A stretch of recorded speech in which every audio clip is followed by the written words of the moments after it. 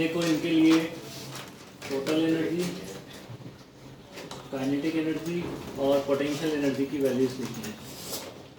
ठीक है, आई बात समझ में? टोटल एनर्जी कितनी होती है n = 1 पे? n = 1 पे टोटल एनर्जी हो जाएगी -13.6 इलेक्ट्रॉन वोल्ट। ठीक है, जेड की वैल्यू 1 भी हो सकती है, हाइड्रोजन है तो, और हाइड्रोजन लाइक एटम से तो और कुछ भी हो सकता है। टोटल एनर्जी का प्लस हो जाएगा क्या, है ना? ये सब इलेक्ट्रॉन वोल्ट में चल रहा है, अब इलेक्ट्रॉन वोल्ट बार बार नहीं लिख रहा हूँ। 27 और ये कितना हो जाएगा -27.2 Z square। Z square. ये कितना हो जाएगा -3.4 जेड स्क्वायर, 3.4 जेड स्क्वायर, और ये माइनस कितना हो जाएगा हमारे पास 6.8 Z ये होता है हमारे पास -1.5 जेड स्क्वायर, 1.5 जेड स्क्वायर, 13.6 का approximately 13.5 लिया ऐसा है ना? हाँ 13.6 को 13.5 लेके किया ना? 13.6 को 13.5 मतलब तभी ये 1.5 एग्जैक्ट आया था, वरना 1.5 समथिंग। हाँ थोड़ा समथिंग आगे जाएगा। ये कितना होता है -0.85 जेड स्क्वायर, 0.85 जेड स्क्वायर, और ये माइनस कितना हो जाएगा, 1.7 समझ आ गई बात? एक बात ये समझो, ये जो पोटेंशियल एनर्जी लिखी गई है वो क्या मान के लिखी गई है कि इनफाइनाइट पे क्या है, 0। अगर आप रेफरेंस को चेंज कर दोगे तो क्या हो जाएगा, पोटेंशियल एनर्जी चेंज हो जाती है, डिफरेंस कांस्टेंट रहता है। इनका जो डिफरेंस है ये कांस्टेंट रहता है। ये डिफरेंस कितने का है, 27.2 नहीं, डिफरेंस 20.4 का डिफरेंस है। समझ रही बात? ये ऐसे इन दोनों का डिफरेंस कितना है, 3.8। इन दोनों का डिफरेंस कितना है, 1.2 ना 1.3। ये डिफरेंस कांस्टेंट रहता है। समझ रही बात? ये इनके बीच में ये डिफरेंस कितना होगा, 1 और 2 के बीच का डिफरेंस कितना होगा, 10.2 जेड स्क्वायर होगा ना। 1 और 3 के बीच का डिफरेंस कितना होगा, 20.4 टोटल एनर्जी का डिफरेंस निकाल रहा हूँ बस, है ना। ये कितना हो जाएगा 12.09 जेड स्क्वायर। 1 और 4 तक का डिफरेंस कितना होता है, 12.75 जेड स्क्वायर के होता है। ये याद होनी चाहिए डायरेक्टली, और ये डिफरेंस। ठीक है, एक तो एनर्जी चारों 1 से 1 2 3 4 पे कितनी होती है और डिफरेंस कितने होते हैं याद होनी चाहिए बस। पहले 4 तक तो याद होनी चाहिए, बाकी फिर जरूरत पड़ती है तो निकाल लेंगे।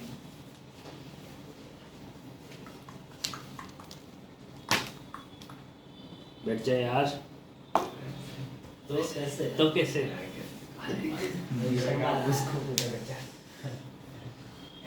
आज तो इसका दोस्त भी नहीं आया पार्थ।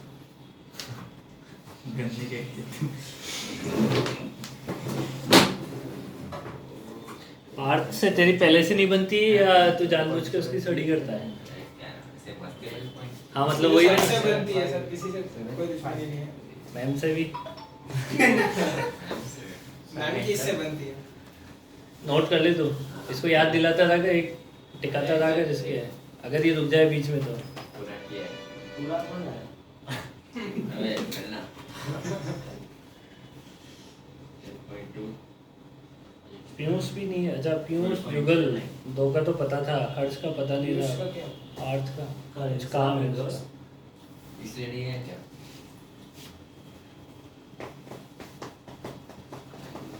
हम फोन की यूज करते हैं। नेक्स्ट वीक जैसे बोर्ड टेस्ट होगी ना। अरे नहीं सर, नेक्स्ट वीक क्या टेस्ट है? जेई जेई बोर्ड भी है।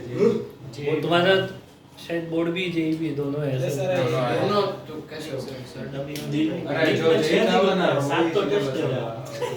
मतलब जो जेई में आने वाले वही वही बोर्ड का बोर्ड टेस्ट। हाँ तो अभी भी तो चला चल तो सकता है अभी भी। पर अपने कोई काम का नहीं है।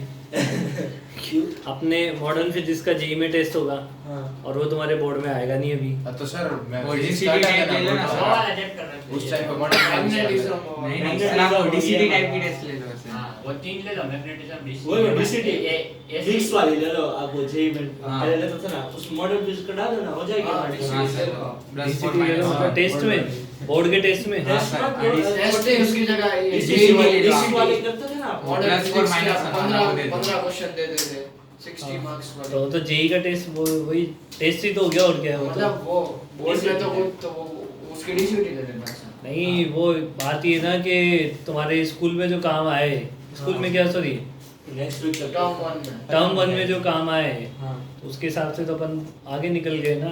टर्म के निकल गए उसमें। हाँ अपन मॉडर्न फिजिक्स पे आ गए हैं।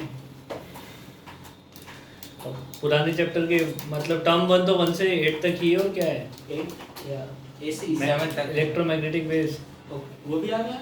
मतलब बुक 1 में तो वो भी होता है। वो उसकी एक ले लो, वो याद नहीं है अभी। शायद 1 Theory to है 7 शायद। आ सकी है सर 1 to 7 नहीं है शायद लास्ट पूरी नहीं 7 तक 7 तक ही है हां वो नहीं उसके बाद क्वेश्चन लिखो। सर इसको पता नहीं बोल रहा है ऑप्टिक्स नहीं इसके बाद जो भी लास्ट चैप्टर नहीं आ रहा क्वेश्चन लिखो, क्वेश्चन लिखो। Consider potential energy equal to 0 at n equal to 1।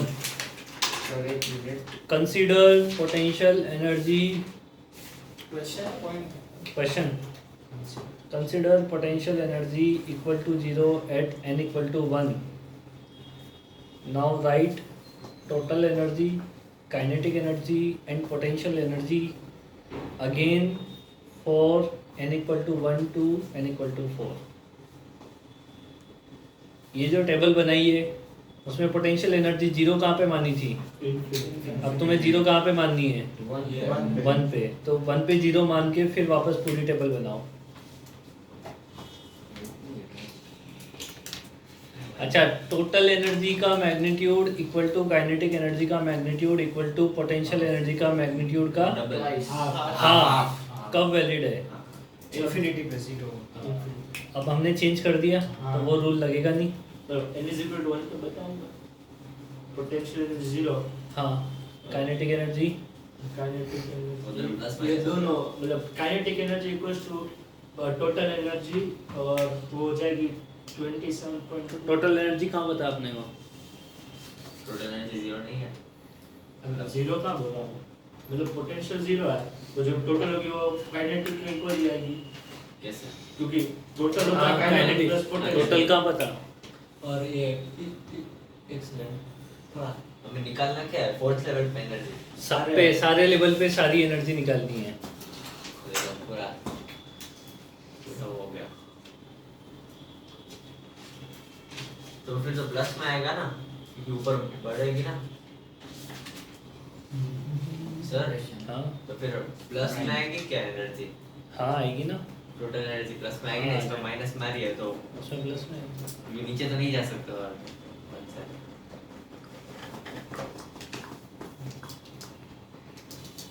Kinetic energy change नहीं होती है, रेफरेंस चेंज करने से काइनेटिक एनर्जी चेंज नहीं होती, काइनेटिक एनर्जी उतनी रहेगी। तो 13.6 हो जाएगा। और डिफरेंस ऑफ पोटेंशियल एनर्जी भी सेम रहता है। हाँ और टोटल एनर्जी जो होती है वो काइनेटिक और पोटेंशियल का सम होता है। अब निकालो, पहले लेवल पे अब लिख के बताओ, लिखो।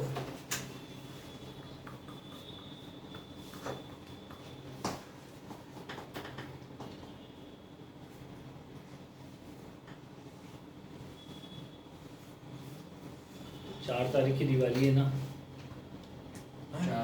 4 तारीख को दिवाली। 4 तारीख को 4 नवंबर। क्या है इसमें? बोर्ड है, दिवाली है। दिवाली छुट्टी। अरे खत्म हो गया ना छुट्टी। चालू होती है दिवाली है फोर्थ को इतना बोला था। उसके 1-2 दिन आगे पीछे है। हाँ एक वीक पहले चालू। मतलब 1 नवंबर से ही 1 नवंबर से 10th। और सर दिवाली शायद थर्सडे को है मैं 8 को तो फ्राइडे Friday सैटरडे वो मेरा था न्यू ईयर होता है सैटरडे वो संडे पूरी हाँ, लीग Saturday, की Sunday जाएगी minus सब one. Saturday सही में मैंने ऊपर से लिखा है फ्राइडे को अभी minus कैसे आएगा? I think. Total energy minus में क्यों है? शांति तो रखो। मैं कुछ सोच रहा था नवंबर, आज क्या है? फर्स्ट अक्टूबर, एक महीना बचा है। कल गांधी जयंती है। छुट्टी थोड़ी होगी. मैंने कहा बोला छुट्टी होगी, मैंने तेरे को आज ही एक महीने में अपन रे ऑप्टिक्स तो खत्म कर ही सकते हैं, मॉडर्न फिजिक्स वो भी हो जाएगा। गांधी ठीक है ना?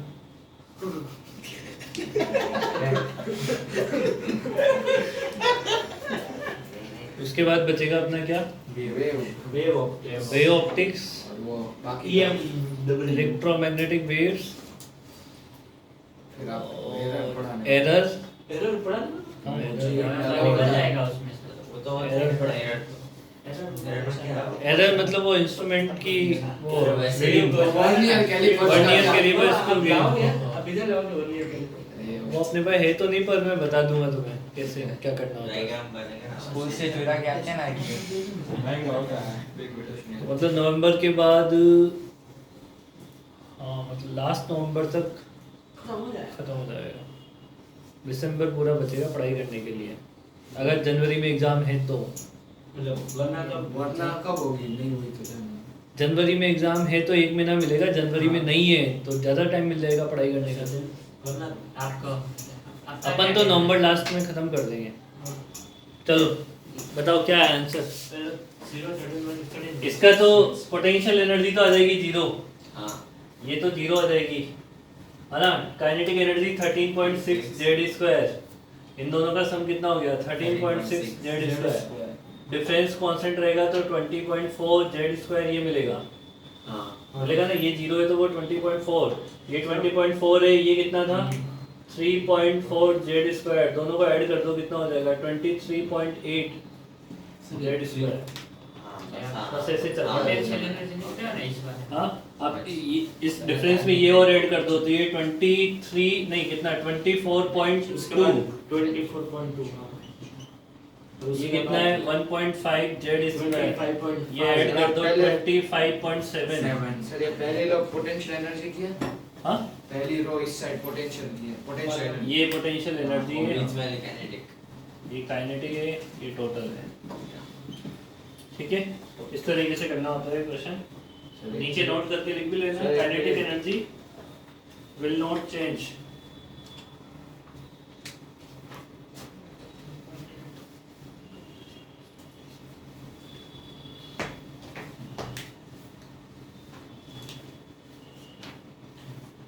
वो लिखवाने की जरूरत है क्या? n इक्वल टू 1 को ग्राउंड स्टेट के लेवल बोलते हैं, n इक्वल टू 2 को फर्स्ट एक्साइटेशन स्टेट। ऐसे करके लिख लेता हूँ तो n इक्वल टू 1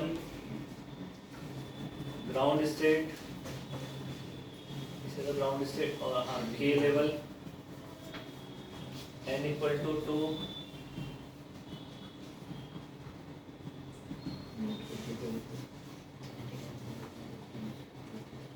ये ज़्यादा चीज़ देखी मैंने। Excitation, first excitation state L n equal to 3, second excitation state K L M n equal to 4, third excitation state N। ठीक है,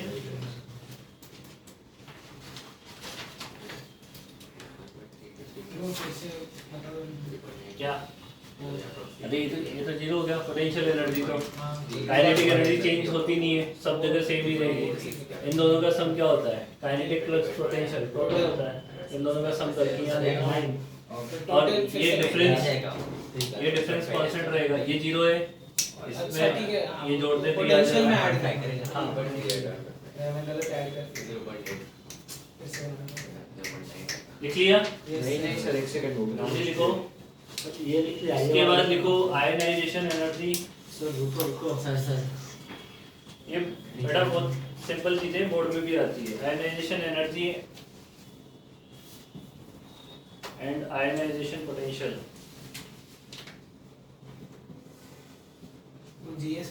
state. Ground state.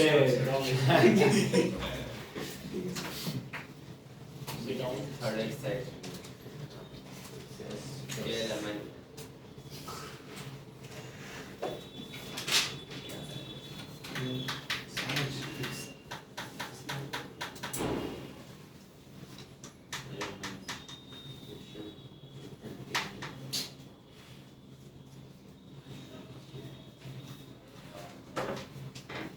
क्या हो गया? क्यों खड़ा हो रहा है?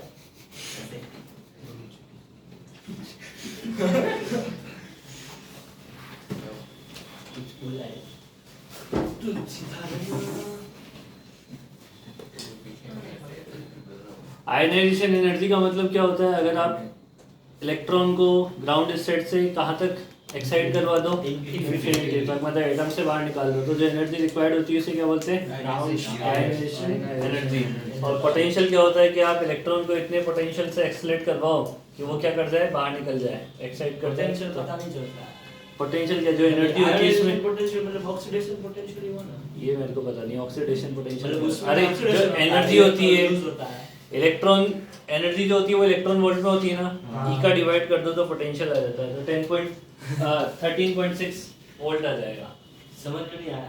आयनाइजेशन एनर्जी कितनी होती है ग्राउंड स्टेट से निकालने के लिए? 13.6 जेड स्क्वायर इलेक्ट्रॉन वोल्ट, हाँ, उसमें ई का डिवाइड कर दो तो वोल्ट बन जाएगा। 1.6 हाँ। 13.6 जेड स्क्वायर हाँ। वोल्ट हो जाएगा, खत्म।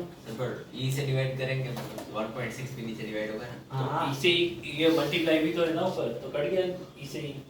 ऐसे डायरेक्ट तो 1.6 होता है, ये तो यूनिट है। अबे यूनिट है मतलब वही तो 1.6 into 10 raised to power minus 19। इसमें है, मतलब एक्चुअल वैल्यू ये इसमें मल्टीप्लाई है ना 1.6 into हाँ। 10 to power minus 19 का। हाँ, एक इसको वापस डिवाइड कर उसको उससे। डिवाइड करते हैं उससे, तो कट इससे ही जाएगा। कट गया। चलो उसमें पोटेंशियल और न्यूमेरिकल वैल्यू दोनों इक्वल आते हैं ना दोनों की। आयोनाइजेशन हाँ एनर्जी हाँ और हाँ, पोटेंशियल न्यूमेरिकल वैल्यू इक्वल आ जाएगी। ठीक है, लिखो डेफिनेशन लिख लो फटाफट से। एनर्जी, पहले एनर्जी की डेफिनेशन लिख लो, आयनाइजेशन एनर्जी की, और फिर पोटेंशियल की लिख लेना। लिखो, energy required to take the electron from ground state to infinity. Energy required to take the electron from ground state to infinity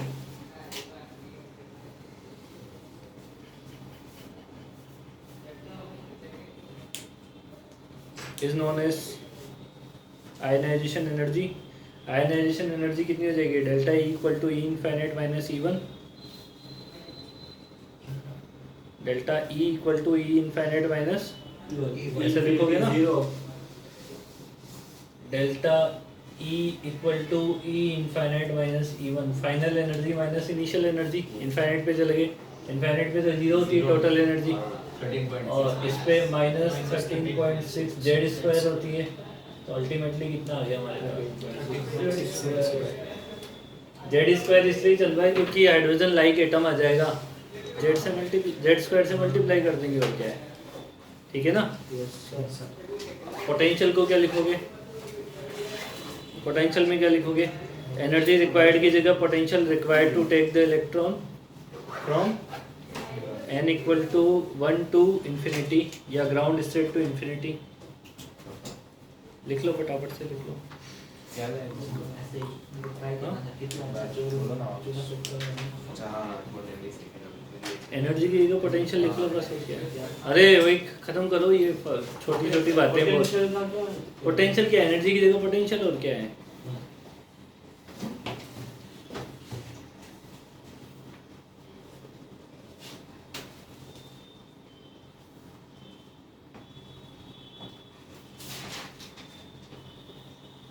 delta we करके लिए हाँ, डेल्टा वी करके लिख लो।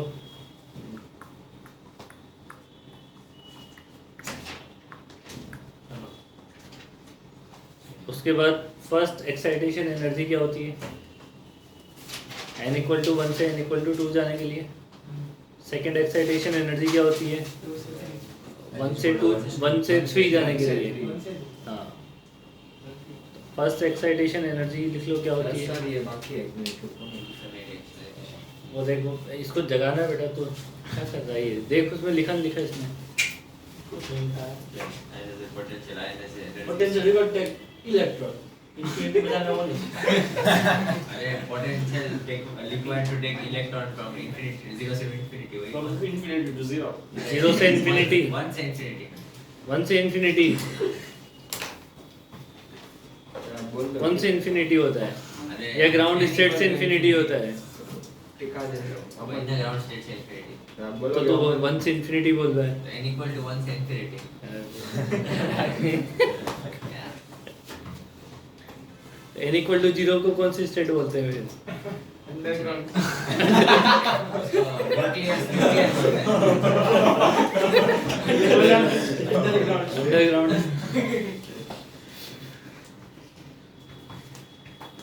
अच्छा, इसके बाद एमिशन स्पेक्ट्रम वो लिख लिया, फर्स्ट एक्साइटेशन एनर्जी लिखो तो यार। बताओ आप कैसे क्या है उसमें, क्या लिखना है? Energy required to take the electron from 1 n equal to 1 to n equal to 2। हाँ? भाई देखो, ये डेफिनेशंस कभी पूछी तो नहीं जाएगी, पर कहीं पे ऐसा लिखा होगा कि फर्स्ट एक्साइटेशन एनर्जी, तो तुम्हें समझ आ जाना चाहिए। तो 2 से 3 अब तुम्हें लिखना है तो भी ठीक, नहीं लिखना है तो भी ठीक। 2 से 3 सेकंड 2 से 3 अबे 2 से 3 नहीं, 1 से 3।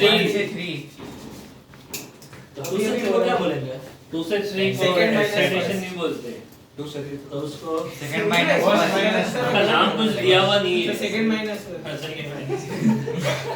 इसके बाद लिखो एब्जॉर्प्शन स्पेक्ट्रम और emission spectrum, absorption and emission spectrum.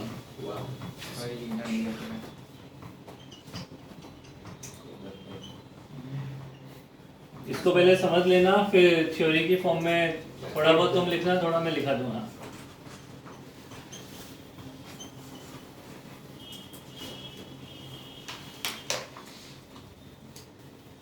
देखो ये होता क्या है, मान लो कि ये आपके पास एक कंटेनर जिसमें गैस फिल कर रखा है अपन ने, और इसमें इलेक्ट्रोमैग्नेटिक वेव्स मतलब लाइट को आपने इंसिडेंट करवाया।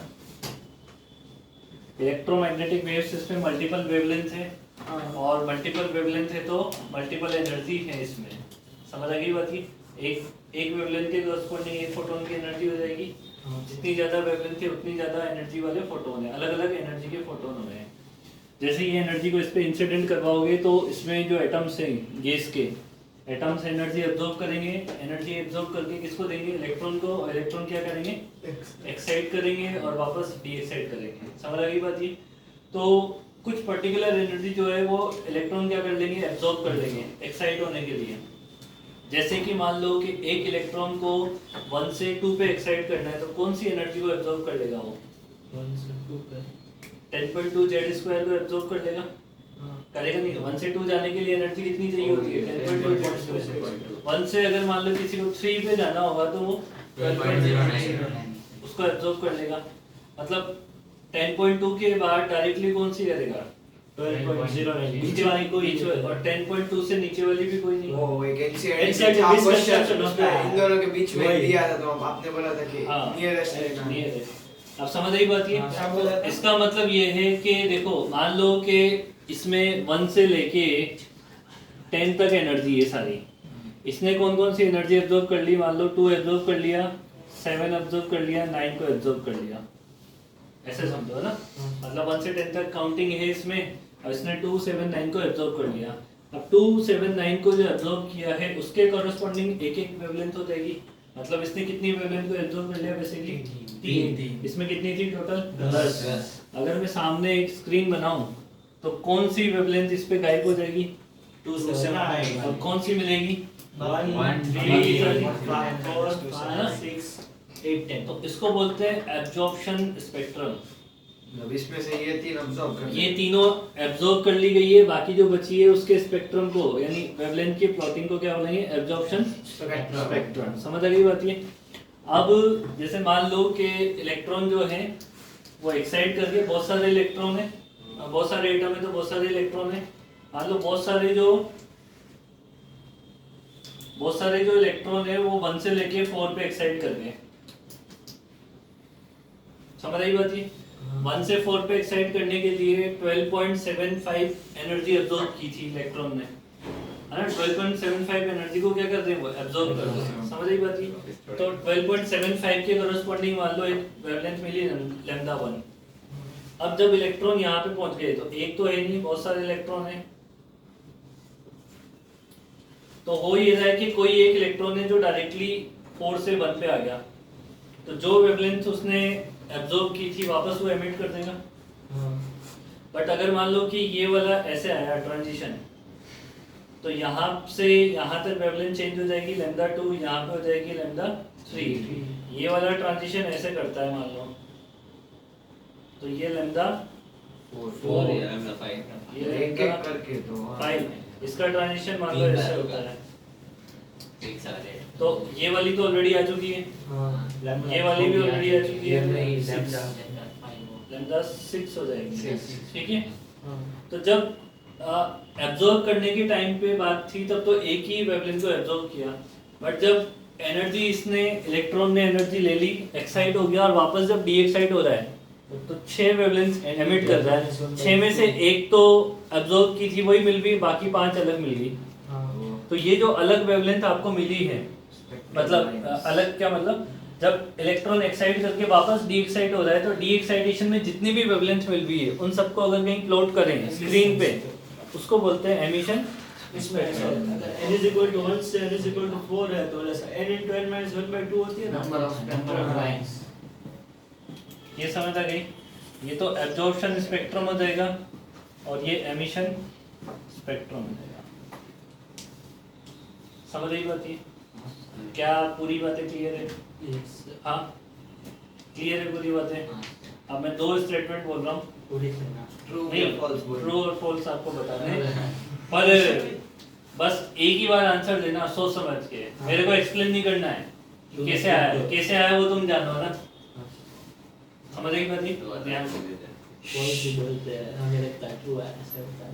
अभी पहला स्टेटमेंट है all the lines missing in absorption spectrum are present in emission spectrum। सुन लिया? सर एक सेकंड वापस दोबारा बोलो। all the lines missing in absorption spectrum are present in emission spectrum। अच्छा अभी बताना कि नहीं पहले तुम लिख लो कहीं पे कि ट्रू है कि फॉल्स है। मतलब जो निकल गया है।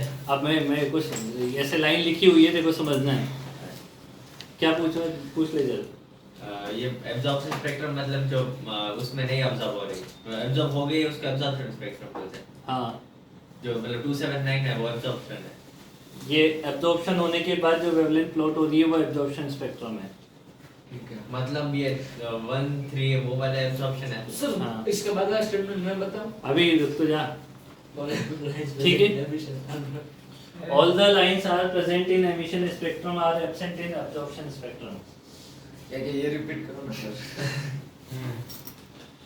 सर एक सेकंड पहले पहला वाला स्टेटमेंट सुनो, और सब ट्रू statement। फॉल्स जो है उसे लिखो। सर बोलो बोल मैं बोला बस लिख ले तू, फिर बाद में मैं बताना। समझ फिर मैं पूछूंगा ये कैसे हुआ ना। दूसरा वाला सर पहला स्टेटमेंट है all the lines missing in absorption spectrum are present in emission spectrum। True और फॉल्स में से एक चीज लिख लो। ये क्वेश्चन ही है, क्वेश्चन की फॉर्म में लिख लेंगे अभी। लिख लिया।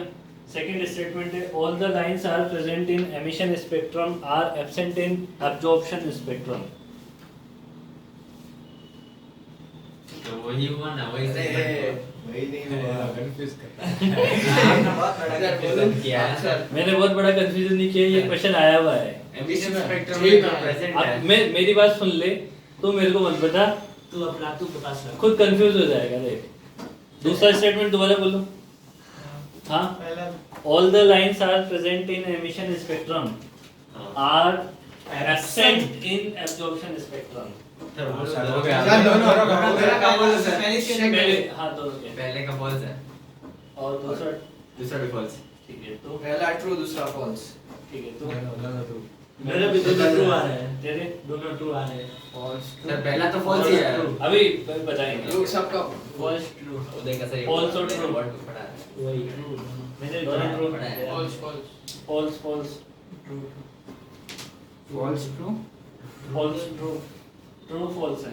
पहला ट्रू है लेकिन उसमें सारी दूसरा मिसिंग नहीं false होगी, क्योंकि तीन ही मिसिंग होगी, बाकी की तो होगी अब उसमें। देखो पहला क्या था All the lines are present in emission spectrum are absent in absorption spectrum. Sir देख तू बॉल्स कैसे बताओ सर क्या present in emission spectrum are absent in पहला वाला स्टेटमेंट क्या है all the lines are present नहीं मैं उल्टा बोल गया फर्स्ट बोलो all the lines missing in absorption spectrum हाँ। मतलब कौन कौन सी मिसिंग है 279 279 उसमें तो are present in emission spectrum इसमें तो होगी होगी ना अरे पर वो एग्जैक्टली वही नहीं है उससे ज्यादा भी है ना हाँ तो वो तो है ना वो तो है ना वो तो एब्सेंट वो तो है उसमें जो नहीं है वो तो एग्जैक्टली वही इन्होंने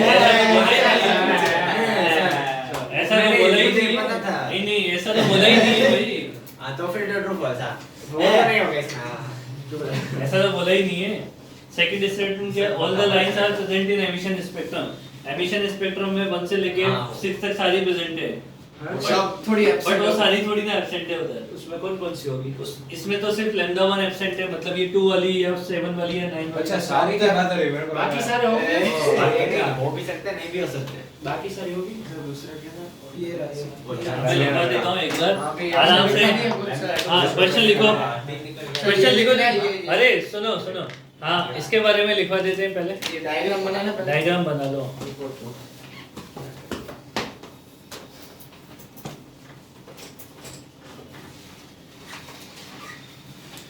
ठंडी लग रही है दूसरा कितनी गर्मी है अब इधर देख डायरेक्ट मुंह पे भी है सर बंद कर दो ऐसी अरे इसकी स्विंग बंद है ना स्विंग चालू है अरे हवा ऊपर ही जाती है स्विंग ऐसे हो ऐसे हो अरे वैसे भी बहुत टेम्परेचर अभी इतनी जरूरत नहीं है कि एसी अपन यूज कर वैसे भी सकते अमन इधर गर्मी बंद कर देना भाई पंखा चालू कर देना फिर अरे नहीं है इतनी गर्मी पता नहीं कैसे लगती है तुम लोगों को समझ नहीं आती कहां इसको गर्मी लग रही है इसी जगह में रख दिया चढ़ा के when energy is incident on surface of atom sir ये डायग्राम इसका फोटो भेज दो मैं लिख लोगे नहीं सर फोटो रहने दो ना बहुत टाइम यार है ना मेरे को भी अभी मतलब मेन मुद्दे की बात तो मैंने समझा दी है थ्योरी लिखवाने में लिख लेना यार थोड़ा तुम सपोर्ट करो थोड़ा मैं इसमें इसमें एक डाउट आगे निकल जाएंगे सेकंड स्टेटमेंट हाँ बोल उसमें ये सारी है मतलब all the lines in emission spectrum are absent in absorption spectrum तो इसमें एब्सेंट कौन कौन सी है 2 7 और 9 नहीं अब मैंने वो गिनती उल्टी सीधी हो गई है अरे एमिशन में तो सब होगी 6 देख लो मेरी बात वो सुन बोला है मेरी कि बात वो- सुन मेरी बात सुन आप उधर 2 7 9 कर दो या फिर 1 उधर कर दो इसको इसमें इसने 1 एब्जॉर्ब कर ली थी हाँ। 1 यहाँ पे गायब हो गई है आप मैं पूछूं हाँ देखो इसमें all lines in emission spectrum are absent in absorption देख उसमें कौन सी 1 के अलावा 2 3 4 5 हाँ। 6 हां वो तो इसमें है या अरे एमिशन तो बीच वाली इतनी ना होगी उसमें डायरेक्ट होगी कौन सी बीच वाली जो ये लैम्बडा n = 4 से n = 2 तक जा रही है वो तो नहीं अब्जॉर्प्शन स्पेक्ट्रम में होगी क्यों नहीं होगी वो बोल रहा है जो आधे पे ब्रेक हो रही है हाँ, वो पूरी नहीं वो बोल रहा पूरी 4 से 1 2 से 1 हाँ। 3 से 1 ऐसा क्यों बोल रहा है। वो इसमें क्यों नहीं होगी वो मेरे को बताना क्यों नहीं होगी क्योंकि आपने अरे पहले ऐसा नहीं है ये बोल रहे एंड रीच ही नहीं अरे करेगा, ऐसा इसमें नहीं बहुत है। सारी एनर्जी है बेटा उसमें जो एनर्जी है ना वो ऐसे है कि मान लेके 0 इलेक्ट्रॉन वोल्ट या 0 तो क्या माने 1 से लेके 15 इलेक्ट्रॉन वोल्ट तक की एनर्जी अब 1 में 1 के बाद है 1.01 भी है 1.02 भी है उसमें 1.03 भी है तो हर एनर्जी के कॉरस्पॉन्डिंग एक वेवलेंथ है हाँ तो उसमें जो ट्रांजिशन हो रहे हैं उस एनर्जी डिफरेंस से एक एनर्जी डिफरेंस तो मैच हो ही जाएगा ना हाँ कुछ तो होगा होगा मुझे लगा कि जो बीच वाली होगी वो उसमें नहीं होगी हाँ वही मैं भी ये वही कंटिन्यूस सोच रहा एनर्जी हूँ। है हाँ, ये क्या है? 1 से 10 1 2 3 4 5 ऐसा नहीं है अब समझ ये में कंटिन्यूस एनर्जी है इसमें 1 से 10 में तो पूरा कंटीन्यूअस है ना वो तो समझाने के लिए लिखवाया था तो 1 3 ऐसा लिख रहे थे ना उससे कम गलत था एक पेज छोड़ देना ये वो लिखने के लिए थ्योरी लिखने के लिए लिखवा दो। एक साइड का अरे यार लिख लेना यार लिख लेना अच्छे बच्चे हो तुम वो क्वेश्चन लिख लो कितना एक साइड का सिंगल पेज छोड़ दो आपकी हैंडराइटिंग छोटी हो देख लेते हाँ तो मेरे हिसाब से मेरे एक पेज में आ जाएगा 2 पेज डेट पे छोड़ो। तुम जितना छोड़ रहे हो और फिर मुझे इंग्लिश लिखना चालू कर दिया ठीक है उसके बाद वो क्वेश्चन लिख लो, ट्रू फॉल्स वाला तो लिखवा देता हूँ। कमेंट ट्रू फॉल्स सर एक ही सर ऑन बिलो स्टेटमेंट्स। वो दोनों दोनों स्टेटमेंट तो लिख लेना। पहले से ऑफिशियल लिखवा देते हैं, अभी वापस नहीं कर रहा। क्या लिखवा रहा है? कुछ नहीं। हाँ सर, स्टेटमेंट लिखे स्टेटमेंट नंबर 1 लिखो, all the lines missing in absorption spectrum, all the lines missing in absorption spectrum are present in emission spectrum. तो रीड का पेपर वाकई में आउट, रीड का नीट का पेपर आउट हो गया है क्या? लीक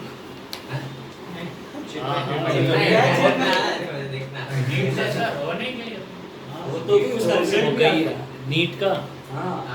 कब से? सितंबर में पागल है। सर नीट हो गई 9 सितंबर को या 11 सितंबर को थी नीट। उसका रिजल्ट कब आ गया? अरे रिजल्ट भी आ गया, रिजल्ट भी आया कब? रिजल्ट थोड़ी आंसर की ऐसे वो रिजल्ट नहीं आया। आंसर किसी को गए होंगे। उसमें वैसे अरे पर वो बोल रहे हैं कि वो पेपर आउट था, मतलब लीक हो गया था पेपर। अभी क्या कैंसिल करा देंगे क्या? अभी वो होता ये है कि आप क्लेम कर रहे हो तो आपको कोर्ट में जाके प्रूफ करना होता है। लीक हुआ भाई गवर्नमेंट मान नहीं रही है क्या? कि पेपर लीक हुआ है, गवर्नमेंट मान नहीं रही तो आपको जाके कोर्ट में प्रूफ करना पड़ेगा कि पेपर लीक था। ये सब उसके अगेंस्ट आपको मतलब पेपर लीक होगा तो कौन बोलेगा पेपर लीक? पेपर लीक हुआ है तो उसके सपोर्ट में आपको एविडेंस देने पड़ते और हैं। सर दे दिया तो फिर हाँ, और सब और फिर अगर मान लो इन सब में ये प्रूफ हो गया कि पेपर लीक था तो पेपर दोबारा होता है। उसने मैंने ये ऐसा ही है रूल, वो तो गया ये रूल तो ऐसे ही है। जिनके फुल आया वो जिनके 700 आ रहे होंगे वो तो बेटा देने ही पड़ते हैं, दोबारा पेपर देने होते हैं। जिनका कुछ भी फुल है। है उनको तो और भी दिलवाएंगे। और अगर मान लो ये प्रूफ नहीं हुआ कि पेपर लीक था तो रिजल्ट आ जाएगा फिर, ऐसा है। सर तब तक तो बच्चे अटके रहे ना, मतलब पढ़ेगी ना पढ़े। हाँ, अरे तब तक तो बच्चे लोग अटक वापस क्यों जाएंगे। दिलवानी है अपनी? वापस वापस एग्जाम कंडक्ट होगा दोबारा से। क्लेम क्यों करते हैं कि लीक? वही अरे किसी और ने क्लेम किया होगा ना कि अरे भाई पर ये देखो क्यों क्लेम अरे करते हैं? वापस वापस देने अरे पड़ता क्यों है। क्लेम करना है कि मतलब ये होगा कि मान ले वास्तव में अगर एक्चुअल में पेपर लीक हुए तो फिर हाँ। कोई बच्चे तो जो डिजर्व नहीं करते होंगे तो टॉप कर देंगे, ऐसा है ना। अभी मेरी बात सुन के अभी किसका, हाँ हमारे वहाँ पे आरएस का रिजल्ट आया था। आरएस मतलब जैसे यूपीएससी होता है ना सेंट्रल, उसका स्टेट का आरएस होता है। हाँ, तो एक मिनिस्टर के फैमिली के 3 लोगों ने टॉप मार दिया। अच्छा है। हाँ, एक मिनिस्टर की फैमिली से 3 लोगों का सिलेक्शन हो गया है, टैलेंटेड होगा।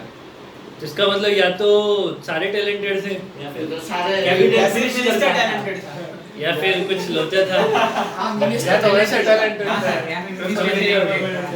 या फिर तो- इंटरव्यू मिनिस्टर दे दिया होगा। ऐसे ही क्या हो गया क्या, अब उस फैमिली के तो भाई साहब जो डिजर्विंग कैंडिडेट थे वो तो पीछे दे जाएंगे ना यार, इसलिए फिर क्या कहते हैं होता है वापस क्या मतलब, अरे अभी कोर्ट में जाओगे, फिर कोर्ट आपको डेट देगा कि इतनी तारीख को सुनवाई है, फिर आप जाओगे, उस दिन प्रूफ नहीं हो पाया तो फिर अगली डेट मिलेगी।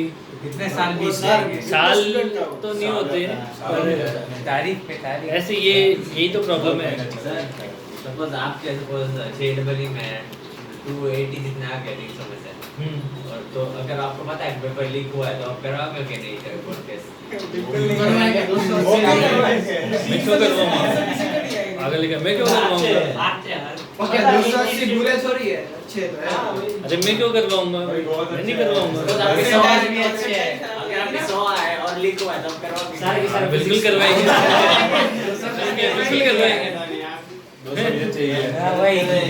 भाई जिस बच्चे के नंबर कम आ रहे हैं वो तो लीक वो तो लीक बोलेगा ऐसे कि पेपर लीक हुआ है, दोबारा करवाओ दोबारा करवाओ। बहुत मेहनत करी थी मैं भी लीक करवा दूंगा एक बार। जबकि उसको कुछ लेना देना नहीं है, उसको पता भी नहीं लिखा हुआ कि नहीं हुआ, मुझे कम है मतलब लीक ही है। उसके कम आया, उसको ये पता है कि अगली बार भी कम ही आने हैं, पर पेपर लीक है दोबारा करवाना पड़ेगा। तो अगली बार करवाने से अच्छा है। तो ये मतलब बहुत बेकार चीज़ें ही है। एक बार पेपर दोबारा, अब बच्चे कितने यार मेंटली कितने डिस्टर्ब रहते हैं। ही हो जाता है तो जब तक कोर्ट केस चलेगा तब तक तो अटक जाएंगे सर। अटक जाते हैं, चक्कर नहीं पड़ ऐसे जाता कैसे है। चलता पर है? ये होता है कि इनको ऐसे ही होता है। इनको वो जल्दी खत्म करते हैं केस। ऐसे केस जो होते हैं ना, जो बहुत ज़्यादा इंपॉर्टेंट होते हैं, उनको जल्दी खत्म कर दिया जाता है। मतलब एक दो सुनवाई में ही डिसीजन हो जाता है। सुप्रीम कोर्ट ऑर्डर दे देती है, लीक है तो लीक है, चाहे था या नहीं था। सुप्रीम कोर्ट ने ऑर्डर दे दिया कि पेपर लीक था तो गवर्नमेंट को दोबारा करवाना पड़ेगा, और सुप्रीम कोर्ट ने ऑर्डर दे दिया कि लीक नहीं था तो फिर कुछ नहीं होगा, रिजल्ट आ जाएगा चुपचाप, बस ऐसा हो जाता है। तब तक सर कॉलेज वाले ऐसे एडमिशन दे देते कि नहीं देते? क्यों देंगे कंडीशनर रिजल्ट के बिना कैसे देंगे? वो चल रहा है। तब तक नहीं, ऐसे 2-4 साल नहीं लगता है, 1-1.5 महीना अगर होना होगा तो 1 महीने में ही हो एक जाता महीने है, में तो वैसे भी नीट के बाद सब मजे में आते हैं। ऐसा होता है। तुझे कैसे पता? चलो वो लिख लिए दोनों स्टेटमेंट। अरे वो तो ऐसे सीक्रेट इंफॉर्मेशन लीक मत किया कर उनके सामने, फिर ये तो क्लास में लेते रहते हैं। मैंने कुछ बोला ही नहीं। नीट के बाद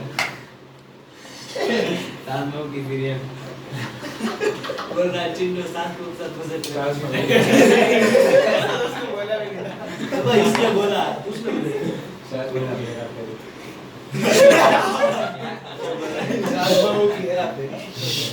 लिखो लिखो लिखो। पहला statement, all the lines missing in absorption spectrum are present in emission spectrum. ये तो 2 है ना। हाँ, दूसरा स्टेटमेंट है, all the lines are present in emission spectrum are absent in absorption spectrum. ध्यान रखना, प्रेजेंट और एब्सेंट का उल्टा सीधा लिख लोगे काम वाइस है। वर्सा है। तो पहला वाला ये 2 था, दूसरा कौन सा? फॉल्स है। नेक्स्ट क्वेश्चन लिखो। सर, एक मिनट ये क्वेश्चन सर रुको या फिर ऐसे प्रूफ हो गया क्या है? क्वेश्चन नहीं है, बहुत सिंपल ही हो तो। दूसरा स्टेटमेंट तो लिख। Vice versa is not true. Vice versa नहीं है, वाइस वर्सा नहीं और है। ए सर ये तो बोल दूसरा तो वैन statement। प्रेजेंट का एब्सेंट भी हुआ है। तो दूसरा नॉट स्टेटमेंट ट्रू बोल। लिखा है। अरे तो क्यों उसको समझा रहा है? अरे सही है, मैं जल्दी समझ जाऊँ। दूसरा स्टेटमेंट बोल तो सही अभी अपने जो लिखा है। अरे lines present in emission spectrum are absent in सही है, सही है, सही है। Absorption spectrum. सही है, सही है। हाँ सही। अबे अपने नोटबुक्स को देख के बोल। सही मैंने है। नहीं लिखा है, लिख रहे हैं। नेक्स्ट क्वेश्चन लिखो, how many different type of photons emitted by electron, how many different type of photon emitted by electron when it is de-excited from n2 equal to n2 n1 equal to 1। n into n minus 1 by 2। हाँ वही है। ये लिखवा दिया क्या मैंने तुम्हें पहले? नहीं नहीं लिख पाया। अपना हमारा दिमाग से। दिमाग से। वो 6 है तो 12 by 2। उनके बाद n into n minus 1 by 2। इसको बोलते हैं nc, 2 ठीक है। अगर मान लो कि n2 से n1 पे आ रहा है तो तो n into l n2 से n1 आ रहा है तो एक जो ना डायरेक्ट रास्ता है। अबे पागल, ये वो नहीं है, 2 से 1 आ रहा है। मतलब n2 की वैल्यू कुछ भी है, जैसे मान ले n2 की वैल्यू 15 है और n1 की वैल्यू मान ले 7 है। पहले टोटल निकालेंगे, बाद में n1 से उधर का सब्ट्रैक्ट कर देंगे। First second minus first. इसकी वैल्यू 47 है हाँ। और इसकी वैल्यू मान लो 23 है, निकाल। मतलब इनिशियल क्या है? 47 0 47 minus 23। अरे ऐसा बोलो, सर हम बता दो। n2 into n2 अरे। minus 1 by 2। 24। अरे सर ऐसा फॉर्मूला नहीं है सर, डायरेक्ट करना। n1 को बेस मान लेंगे और उससे कितना प्लस करके वो रहा है, मतलब वो 1 से उतना कर लेंगे, क्योंकि वही इसमें है देखो, ना। हाँ वैसे निकाल। ये n जो होते 23 हैं, into 36 हाँ 23 into 36 या वो n जो होता है वो एनर्जी लेवल होते हैं, number of energy level. Number of energy level ऐसे निकाले जाते हैं, दिस माइनस दिस प्लस 1 करके। जैसे कि 4 से अगर 1 आ रहा है ना, तो 4 minus 1 plus 1 करके निकाला जाता है। 4 into 3। समझ आई बात ये, है ना? क्या क्लास टेस्ट। टेस्ट 1 मिनट रुक जाओ, है ना? ऐसे निकाला जाता है, समझ आई बात ये? अगर मान ले जैसे आपको दे दिया 7 से 2 आ रहा है तो 7 माइनस 2 प्लस 1 ये n की वैल्यू आ जाएगी। ऐसे यहाँ पे n की वैल्यू क्या हो जाएगी n2 minus n1 plus 1c2 ये n की वैल्यू आ गई। उसको अब एक आप और minus one। nc2 कर लो, -1 एक और कर क्यों? ये आप क्या कर लो nc2 कर लो, आंसर आ जाएगा। इसका आंसर हो जाएगा n2 minus n1 plus 1। into Into n2 n2 minus minus n1 n1 by by 2 ये डायरेक्ट तो फॉर्मूला, सब वो याद वो था, delta n हुआ था 26 से आता है। ये डायरेक्ट फॉर्मूला आपसे पूछा जा सकता है कभी इस तरीके से, इसलिए जरूरी है। यहाँ तक के मैं फोटो भेज दूंगा तुम्हें, है ना, जो मिसिंग हो वो फिर इसके भी भेज देना। हाँ यहाँ तक के भेज दूंगा। ठीक है सर। मैं कुछ और तो लेके नहीं आया था। वो उधर कपड़े के पीछे मार कर